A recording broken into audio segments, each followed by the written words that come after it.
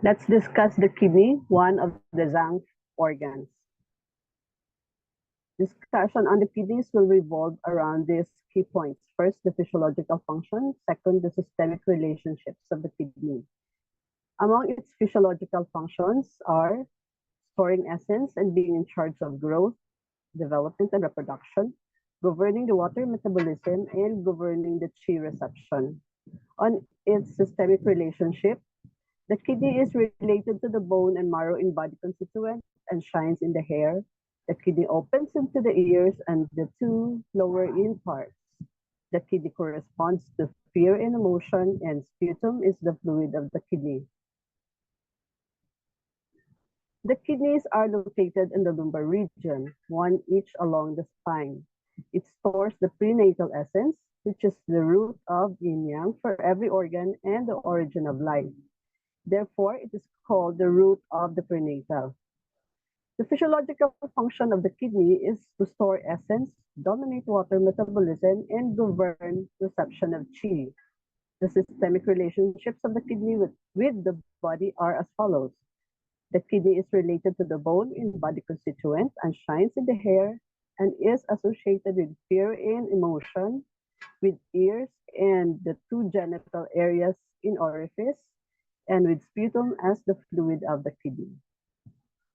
Now let's talk more about its physiological function. First, storing essence, being in charge of growth, development, and reproduction.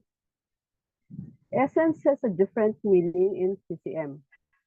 In broad sense, essence refers to all basic substances, such as qi, blood, and body fluids.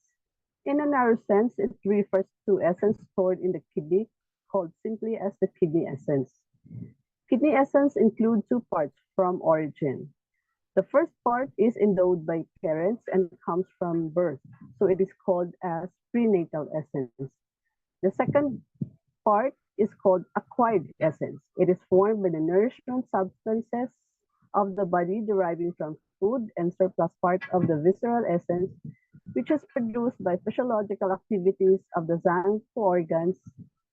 The prenatal essence and the acquired essence depend on each other. The prenatal essence must rely on constant replenishment and nutrition of acquired essence for its physiological function, while constant generation of the acquired essence yet depend on support of vitality of prenatal essence. The two parts are combined to form the kidney essence to sustain life and reproduction.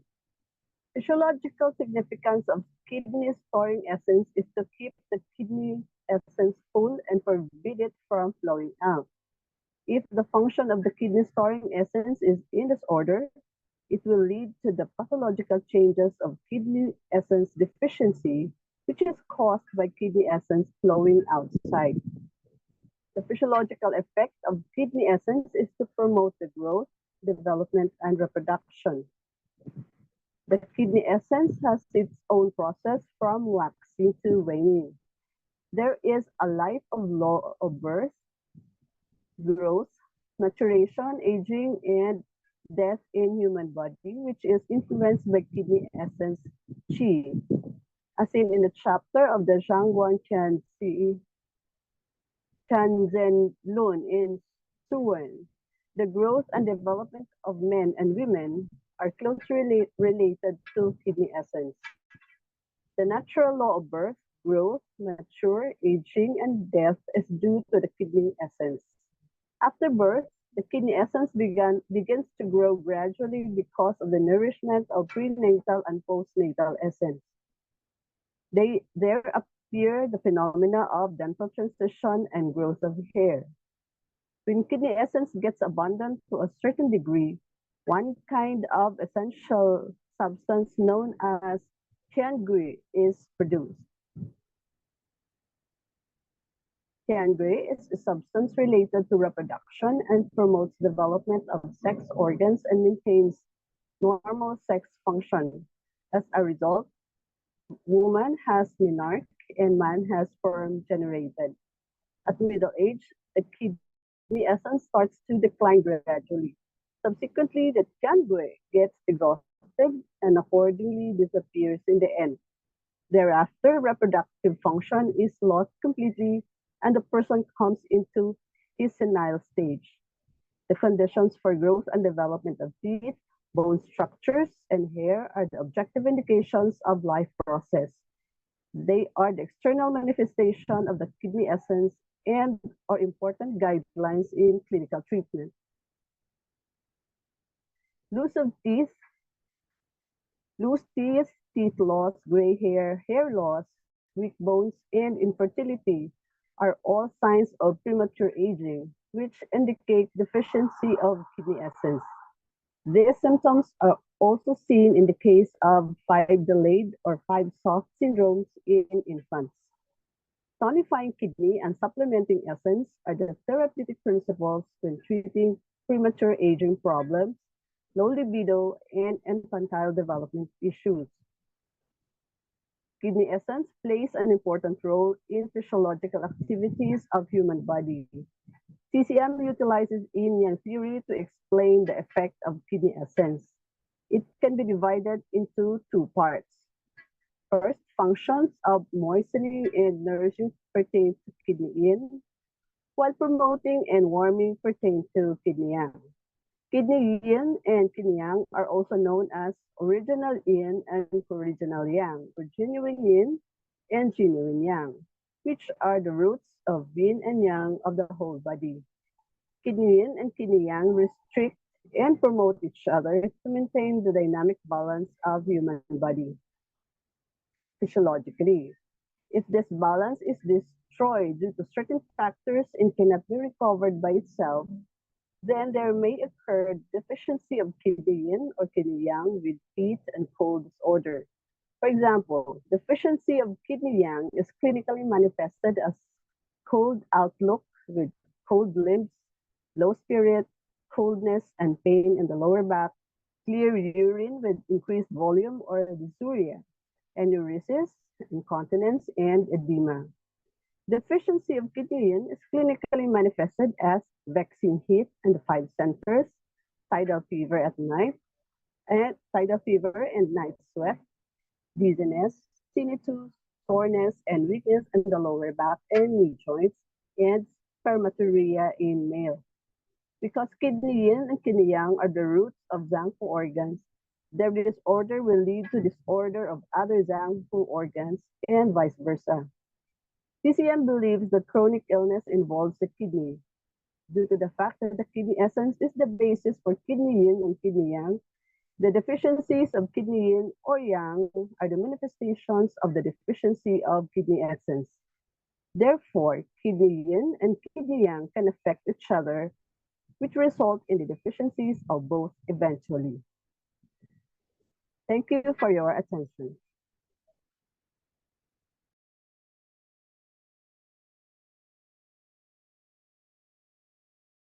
Let's proceed to interviewing tinnitus case history. A 56-year-old woman had been suffering from tinnitus for 3 years. The onset had been slow and gradual, and the ear noise was low pitch. She also suffered from poor memory, lack of concentration, blurred vision, dizziness, and hot flashes. On asking her, it transpired that she also experienced dry mouth, anxiety, and palpitations. Her urine was dark. She also said that she startled easily. She occasionally experienced a dull ache in the chest, with the pain sensation extending up to the neck like a steel band. Her periods had stopped 2 years previously. Her tongue was red with a redder tip, entirely without coating and dry. Her pulse was weak on both rear positions and very slightly wiry but fine on the left. This patient presents with very clear manifestations of kidney insufficiency, dark urine, tinnitus, dizziness, blurred vision, and hot flashes, and heart insufficiency, poor memory and concentration, palpitations, anxiety, and propensity to be startled. The conditions of insufficiency are shown very clearly by the absence of coating and the redness of the tongue, combined with the lack of coating, and this clearly indicates empty heat. The dull ache in the chest is extending to the neck is interpreted as a symptom of rebellious chi of the penetrating vessel, a common complicating factor in menopausal problems. The wiry quality of the pulse on the left supports this diagnosis. Thank you very much for listening.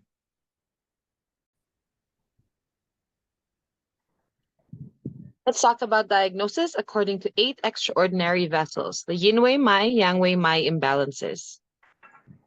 The symptoms and signs of Yin-Wei Mai imbalances are aches, pains, weaknesses, or problems along the path of the vessel, especially in the heart, chest, and ribs, as headache, anxiety, insomnia, mental unrest, depression, sadness, poor memory, palpitations, and the pulse in the chi position rolls toward the thumb or up to the chun position and is deep, wide, and chi. The acupuncture treatment is pericardium 6, spleen 4, local, distal, and tender points along the course of the Yin-Wei Mai. The symptoms and signs of Yang-Wei Mai imbalances are aches, pains, weaknesses, or problems along the path of the vessel, especially along the lateral side of the body and leg, alternating fever and chills, dizziness, earache, deafness, tinnitus, stiff neck, and the pulse in the chi position rolls towards the little finger or towards the chun position and is superficial, broad, and chi. The acupuncture treatment is Sanjiao 5, gallbladder 41, local, distal, and tender points along the course of the Yang-Wei Mai. Thank you for your attention.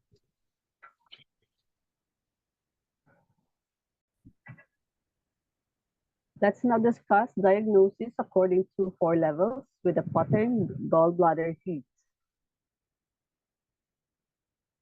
Gallbladder heat is virtually the same as the Shaoyang stage in the 6 stages. The only real difference between the Shaoyang stage and the Qi level gallbladder heat is that the latter has more heat and dampness signs. This pattern has its etiology in exposure to exogenous pathogenic qi that has either invaded the qi level directly or penetrated down from the wei level. Its symptoms and signs are the following: alternating fever and chills, bitter taste in the mouth, costal and hypochondriac distension or pain, no appetite, nausea, dry throat, headache, dizziness, irritability, sensation of turmoil in the chest. The tongue may have a yellowish coating on one side and a white coating on the other side. The pulse is wiry, especially on one of the wrists, and is rapid. The key symptoms here are alternating fever and chills, bitter taste in the mouth, and a rapid and wiry pulse. For the treatment principle, we drain gallbladder heat. For the acupuncture points, you can choose from gallbladder 34, gallbladder 41, Sanjiao 5, and Du 14. Needling technique is draining. So to explain the choice of points, Sanjiao 5, gallbladder 34, and gallbladder 41 drain heat from the gallbladder. Du 14 activates the wei qi and drains heat. A person with gallbladder heat must ensure that they do not overexert themselves, and they must be very careful to avoid new invasions of exogenous pathogenic qi. They should avoid eating food that creates heat. Gallbladder heat can be caused by wei level heat and in turn can result to yin level heat and blood level heat. Thank you for listening. Treatment principles, attacking root of illness. In attacking the root, the physician seeks to identify the root, that is, the basic nature and cause of the illness and its principal abnormalities, and to devise appropriate treatment aimed at the root. This is one of the most basic of CM therapeutics. In contrast, the appearance is secondary. It is the response to or the result of the root. In general, the root of an illness mostly refers to its cause, the activities of yin-yang, and the mechanism of the illness. In complex illnesses, the root also points to a pre-existing illness or the primary illness before complications set in. The appearance refers to the symptoms, which may be urgent or not, and temporary or long-lasting. In complex illnesses, the appearance also refers to the secondary illness, complicating a pre-existing disease or the secondary changes flowing from the primary illness. In illnesses in which the exterior and the interior are simultaneously affected, Chinese medicine often regards the exterior effects as appearance and the interior effects as root. Since illnesses evolve continually, the root and the appearance are not fixed throughout an illness. Occasionally, they may even reverse their roles. The concepts of root and appearance are quite broad, when applying the principle in treatment attack the root, the physician must pay attention to the following two important aspects. When urgent, treat the appearance. So when an acute illness develops, there may be certain symptoms that are urgent or life-threatening. In such a circumstance, it is appropriate to treat the urgent appearance first. For example, when a patient is bleeding profusely, the first goal must be to stop the bleeding, whatever the cause of the bleeding may be. Only when the bleeding had been substantially controlled and the vital signs stabilized should the physician take time to ascertain the cause of the bleeding and devise treatment aimed at the cause. In some patients with abdominal distension and severe constipation or edema with oliguria, it is necessary first to promote defecation or diuresis. If the urgent symptom of constipation or oliguria is not taken care of, there will not be a path for the pathogenic evil to leave the body, and any treatment of the root cannot achieve results effectively. In certain chronic or less urgent illnesses, there may be residual illness. Often, genuine qi is deficient so that endogenous pathogenic evils cannot be repelled. In such an illness, it is appropriate first to eliminate the exogenous evil to prevent further damage to genuine qi. Also, in the early stages of an exogenous illness, it is appropriate to exploit the fact that the exogenous evil may not have consolidated its position.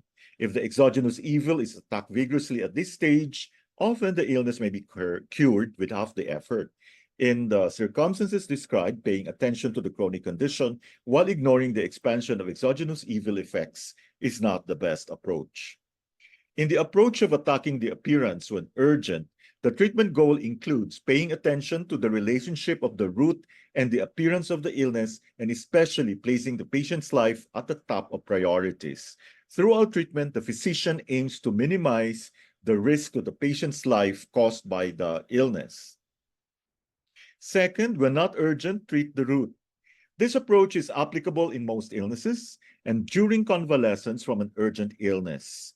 The goal is to eradicate the cause and pathological implications of the illness thoroughly. For example, a person with a chronically deficient constitution is highly susceptible to exogenous pathogenic agents. When such a person falls ill with an urgent exogenously caused illness, it is appropriate to treat the exogenous illness first. During convalescence from this exogenous illness, it is then appropriate to treat the underlying weakened constitution methodically. In other circumstances, such as relapse of the original illness or further progression of an illness, the physician must also give treatment of the original illness an important place, so that the entire illness is treated systematically. Third, simultaneous treatment of root and appearance. When the root and the appearance are equally weighty, or when the root and the appearance are inextricably linked, then the appropriate and most effective approach is to treat both simultaneously. For example, a patient presents with fever, hard abdominal distension with pain, dry constipation, dry mouth, and dry tongue with yellow coating. This syndrome indicates that the illness is one of injury to influids, permitting accumulation and gelling of heat in the interior.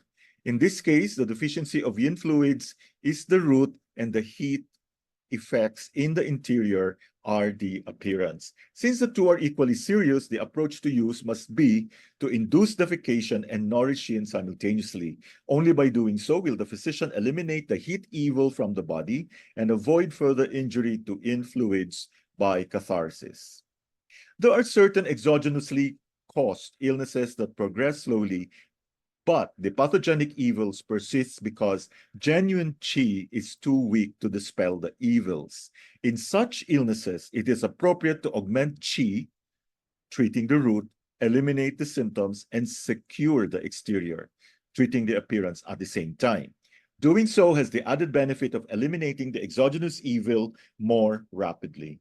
The simultaneous treatment of root and appearance does not mean lacking priority or regarding both as equally important. Sometimes the emphasis is on eradicating the root without neglecting the appearance, and sometimes it is on resolving the appearance without neglecting the root.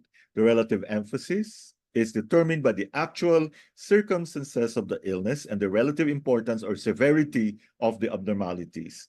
Thus, the application of the principle is flexible and adaptable. Thank you for your attention. Now let us go to diagnosis according to Zhangfu organ patterns, damp heat invading the spleen. The major difference between this and the previous pattern is the presence of heat symptoms and signs. Like damp cold invading the spleen, this pattern can be both acute and chronic. An acute condition will occur when there is an invasion of exogenous pathogenic qi, whereas a chronic condition is usually the result of spleen qi deficiency, creating dampness or consuming food and beverages that create dampness or damp heat. Dampness, when it stagnates, will generate heat and transform into damp heat. This process is accelerated if there is already heat present in the body, and this will typically be liver qi stagnation heat. This pattern is often characterized by there being a chronic condition of latent damp heat, which flares up every time food or beverages are consumed that generate damp heat or damp heat. In general, the symptoms will be milder and less pronounced when there is a chronic condition. The etiology is invasions of exogenous damp heat, such as the ingestion of contaminated food, living or working in hot and humid conditions, in direct contact with viruses, bacteria, and other pathogens that have a damp heat nature. The excessive intake of foods that have damp heat generating energy can be both a root cause and an aggravating factor. Damp heat can often arise as a consequence of chronic spleen qi and damp conditions. The symptoms and signs are loose or sticky stools, odorous stools, burning or stinging sensation in the rectum when defecating, dark, scanty urine, oppressive or blocked sensation in the epigastric region or the lower part of the abdominal cavity, epigastric or abdominal pain, flatulence that is odorous, greasy or oily skin, smoky or dull yellowish sheen to the facial complexion, thirst with no desire to drink, poor appetite, nausea or vomiting, bitter taste or sticky sensation in the mouth, oily or sticky sweat, odorous sweat, slight fever or sensation of heat, aversion to heat or to hot, humid environments, and red, itchy, inflamed, or weeping skin disease, oppressive headache or heaviness in the head, blurred sensation in the head as if the head is full of cotton wool, yellowish sclera, yellowish sticky tongue coating, possibly red elevated papillae, and the tongue may be red but is often pale or normal colored in chronic conditions where there is an underlying deficiency condition, rapid and slippery pulse. The key symptoms are sticky and odorous stools, yellowish sticky tongue coating, and slippery pulse. The treatment principle is drain damp heat. The acupuncture points to choose from are stomach 25, stomach 28, stomach 44, LI11, spleen 6, spleen 9, and UB22. If there is also spleen qi deficiency, add spleen 3, stomach 36, REN 12, and UB20, and utilize the tonifying needle technique. And the needle technique is draining. The explanation is the stomach 25, stomach 28, stomach 44, and LI11 drain damp heat from the stomach and intestines, whereas spleen 6, spleen 9, and UB22 drain dampness, and stomach 36, spleen 3, UB20, and REN 12 tonify spleen qi, transform dampness, and regulate qi in the middle jiao. Relevant advice. It is essential that a person with chronic damp heat invading the spleen avoids as far as possible food and beverages that create damp heat, dampness, or heat. It is usually not enough to avoid sugar, sweets, cake, and so on. They should also avoid dried fruits, stevia, artificial sweeteners, and anything else that has a concentrated sweet flavor. Alcohol, hot spices, including chili, pepper, chocolate, and garlic will also be problematic, as will dairy products. Whilst they should avoid things that create damp heat, and they should try to consume a diet that is beneficial for the spleen. The damp heat invading the spleen can be caused by the following patterns of imbalance: spleen qi deficiency, spleen yang deficiency, damp cold invading the spleen, and stomach fire. And damp heat invading the spleen can result in the following patterns of imbalance: spleen qi deficiency, phlegm fire. In summary, damp heat in the spleen's etiology: exterior damp heat, eating contaminated or unclean food, possible background spleen qi deficiency. The signs and symptoms are fullness of the epigastrium and lower abdomen, epigastric and abdominal pain, poor appetite, feeling of heaviness, thirst without desire to drink, nausea and vomiting, loose stools with offensive odor, yellow urine, heavy cumbersome limbs, tenesmus, feeling of heat, low-grade fever unabated by sweating, headache, bitter taste, and yellow sclera. The pulse is slippery, rapid, or soggy. The tongue will be red with a sticky yellow coating. The treatment principle is clear heat, resolve dampness, and regulate the intestines. The acupuncture treatments are spleen 9 to resolve lower burner damp heat, do 9 to resolve damp heat, bladder 20 to resolve dampness, Ren 9 harmonizes the intestines, stomach 22 to regulate the intestines, bladder 22 regulates spleen and stomach 25 to regulate large intestine, spleen 6 resolves the damp heat, and LI 11 clears heat and resolves damp, GB34 resolves damp heat. Ren 11 harmonizes middle burner. Stomach 28 regulates lower burner. LI4 clears the heat. For yellowing of body or eyes, drain liver 3 and gallbladder 34. For itchy skin, add spleen 10. And for pronounced heat, drain dew 14 and prick LI11 to bleed. Needle with drainage and no moxa. Thank you so much for your attention. Let's now proceed to diagnosis according to gene imbalances with the pattern internally generated dampness. Internally generated dampness will often, but not always, be the result of spleen qi deficiency or spleen yang deficiency.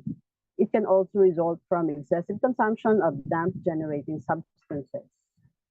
This pattern may be due to spleen or kidneys being too weak to carry out their functions of transforming and transporting fluids. It can also be the result of excessive consumption of food, beverages, or medicine that have a damp dynamic. Furthermore, dampness can initially have started as an acute exogenous invasion that has penetrated into the interior and become a chronic interior imbalance. Symptoms and signs. There will be nausea, loss of appetite, heaviness in limbs, fatigue, abdominal bloating, loose stools or diarrhea, increased vaginal discharge, cloudy urine, sticky taste in the mouth, no thirst, a slippery pulse, and the tongue will have a thick and sticky coating. The symptoms: poor appetite, fatigue, heaviness in limbs, sticky tongue coating, and a slippery pulse. For the treatment principle, we drain and transform dampness and tonify the spleen. The acupuncture points can choose from spleen 3, spleen 6, spleen 9, Ren 9, UB20, UB21, UB22, stomach 36, and Ren 12. Needling technique is to drain spleen 9 and Ren 9 and tonify the other points. The explanation: spleen 9 and Ren 9 drain and transform dampness. Spleen 3, spleen 6, stomach 36, Ren 12, UB20, UB21, and UB22 tonify stomach and spleen qi and transform dampness. When there is dampness, a person should avoid food and drinks that are cold, both energetically and in their temperature. They should also avoid consuming anything that generates dampness. Food and drinks they must pay particular attention to avoiding are their products: cold drinks, ice cream, sweets, dried fruits, stevia, artificial sweeteners, cake, sweet products, sugar, lettuce, cucumber, tomato, melon, avocado, and tropical fruit. They will benefit from eating foods that are prepared and warming in their energy. Ginger will be particularly beneficial. Furthermore, when there is damp heat, they should avoid alcohol, fried food, and hot spices, including chili. When there is dampness, it is best to avoid living and working in humid environments. This will also include buildings with fungal damage, such as dry rot. This can often be an aggravating factor or can even be an obstacle to therapy. Internally generated dampness can be caused by spleen qi deficiency or spleen yang deficiency, and in turn can result to spleen qi deficiency, spleen yang deficiency, kidney yang deficiency, and phlegm. Thank you for listening. Let's now have diarrhea, case histories 1 and 2. A 37-year-old man had been suffering from diarrhea for 2 years. It started suddenly 2 years before in the autumn. At that time, he also had a fever and nausea. He was prescribed antibiotics, but this did not help at all. His bowel movements, of which he had 3 to 4 a day, were always very loose, with some cramping pain during evacuation. He also suffered from a feeling of fullness and distension, and his appetite was poor. His head felt muzzy, his thinking foggy, and his body felt heavy. His tongue was red with a thick, sticky yellow coating. His pulse was slippery. So this is the tongue of the patient. As you can see, you have a lot of dampness affecting the intestines. This is a very clear condition of damp heat affecting the intestines. Diarrhea with cramping pain, feeling of fullness, sticky yellow tongue coating, slippery pulse. The muscles, there's feeling of heaviness, and the head, the muzzy head. The treatment principle adopted was to resolve dampness and clear heat. The main acupuncture points were stomach 25 to stop diarrhea, spleen 9 to resolve damp heat, stomach 37 for chronic diarrhea, bladder 20 to tonify spleen to resolve dampness, bladder 22 to resolve dampness from the lower burner, bladder 25 to clear heat in the intestines. Next, we have a case history involving a 55-year-old man who had been suffering from diarrhea for 3 years. His stools were always loose, often like water, and were mixed with mucus and blood. He had several movements a day, mostly in the morning, and these were also quite urgent. On interrogation, it transpired that he had actually had the very first symptoms at least 8 years before, when his bowel movements became more frequent, albeit without mucus or blood. In fact, his symptoms had started soon after a hemorrhoids operation, when he started to suffer from frequency of bowel movements with bitty stools, flatulence, and distension. A connection was observed between the hemorrhoids operation and bowel diseases in other cases. His tongue was slightly red with a thin yellow coating, and his pulse was slightly slippery. He was a strongly built man, and he did not suffer from any other problem. Neither had he had other problems in the past. Because his tongue did not have a thick, sticky coating, and his pulse was only very slightly slippery, the diagnosis was that the diarrhea was due mostly to spleen deficiency, and that the bleeding was due to deficient spleen qi not holding blood. Thank you so much for your attention.